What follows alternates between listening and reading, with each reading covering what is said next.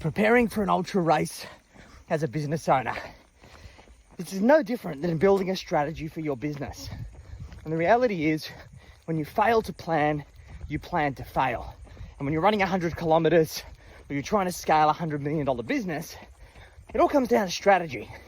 And sure, there's going to be things that come up along the way that are ultimately not going to go to plan, but you need to have a reference point that is going to allow you to be able to stick the course and get the outcome that you ultimately want.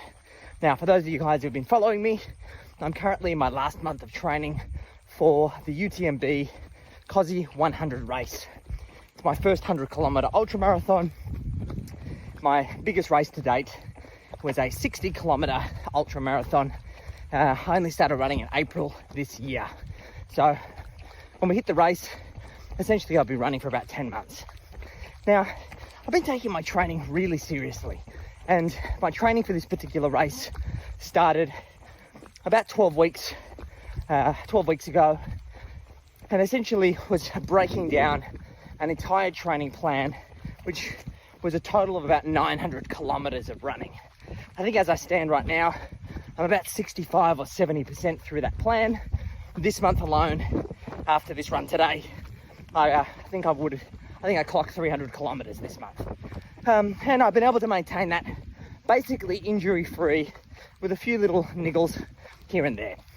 Now, the way that I approached ultra running is no different to how I approach strategy in my business. Step number one is about getting clear on the goal. And when you don't have a goal, your foot comes off the accelerator.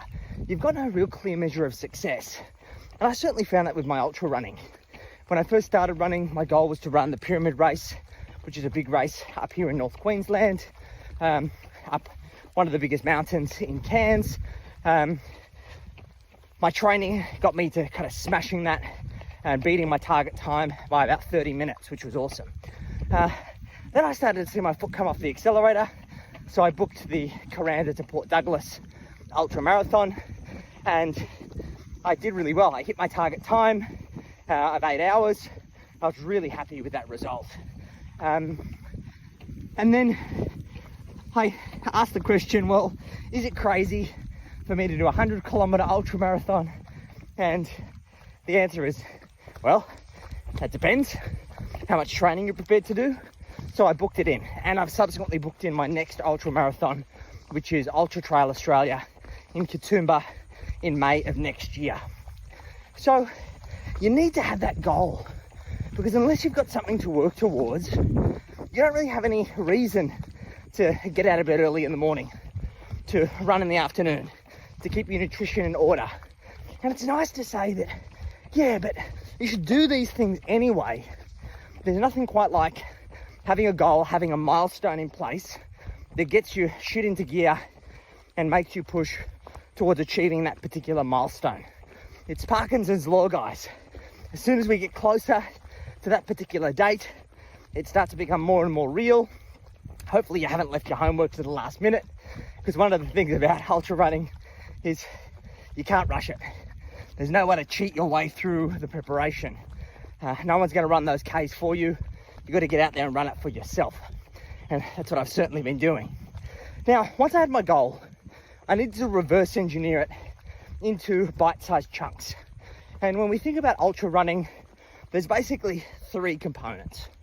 First part is the physical training. I created a training plan with help from my good friend Glenn Dobson, who is a very experienced ultra athlete, and basically he gave me a 100 kilometer race training plan.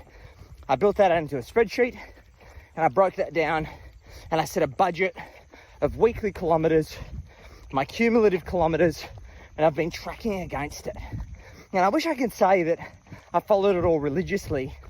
However, quite early into my plan, in my post-recovery from the 60 kilometer ultra marathon, I suffered an acute kidney injury due to some mistakes that I made in rehydration.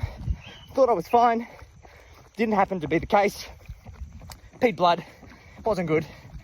Played it safe for a little bit there, and basically fell behind on my plan. But having that cumulative kilometer deficit I've been slowly chipping away at that I'm confident that come race day, I will have caught up on all of my plan. So that's basically my goal. Now, second component is the nutrition. And it's, of course, fueling your body as you are training.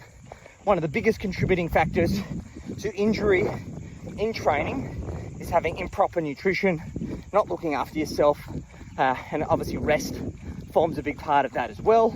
Of course, you've got to be training properly, but if you're not fueling the body properly, then you're going to be in a world of pain.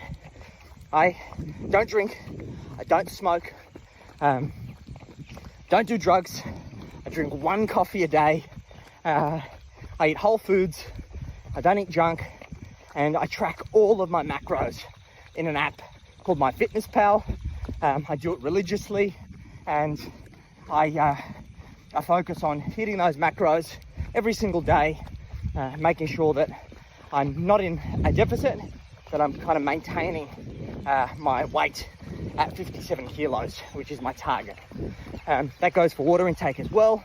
So I weigh myself before training, weigh myself after, rehydrate, and the only supplement that I take is branched chain amino acids after training as a way just for muscle recovery, and that's been working really well. The third part is mindset, and when it comes to ultra running, mindset is the most significant contributing factor. That little voice in your head is going to tell you, you don't need to train today, everything's good, you can go tomorrow, don't do that long run, or just do 10k. There's no need to do 20 or 30. You can catch up next week. It's a bitch, and you've got to develop the ability to talk back to that little bitch voice in your head and rebuttal it and go out, stick to the plan. There's no ifs or buts or maybes. It's got to be done, because if you don't go out there, you're going to be in the hurt locker. And these are the exact same strategies in business. When we think about the 3 key contributing factors, the first biggest contributing factor to your business is opportunity for top line revenue growth. We need to increase that top line revenue if we're going to be able to continue to grow and scale our business. Second one is about cash flow control. How do we make sure that we've got the right financial model in our business, that we ultimately get ourselves into a surplus, so we're accumulating cash each and every single month? And then thirdly is capital allocation. How do we allocate that capital based on what is going to provide us with the best return on investment? Do we reinvest it back into top line revenue growth? Do we go and acquire businesses and acquire more EBITDA? Do we focus on improving efficiencies to feed through to the bottom line? Or do we distribute that out because it's better in the hands of the shareholders? And unless you've got a strategic plan that helps you navigate those decisions, that decision is going to be really hard, particularly at scale. So these are the kind of same principles that are universal across the board. Now, I've got my plan, I've been executing on it, got a month to go. Really, there's only about a couple more weeks of hard training before I need to get into my taper and know when to take the foot off the accelerator. And the same thing happens in business, guys, is that you can't be pedal to the metal all of the time. You need to realize that there's seasons in business, and there needs to be periods of hard work, planning and execution, and there needs to be periods of cool down, whereby there's just a couple of weeks where you taper your efforts, you reflect, you revise. And this is the reason why each and every single quarter I have 2 weeks out of my business and I work on different creative projects. It's not like that I'm idle doing nothing, but the energy in that time is very, very different. I've got time to reflect, I've got time to unwind, I've got time to reassess the direction that I want to take, and then when I regroup, I come back with more clarity, more determination, and we charge forwards. So, no matter whether you're training for an ultra or you're trying to grow and scale a business, hopefully you can get some wisdom out of this video. Let me know what you're taking out of it below. Catch you on the next one.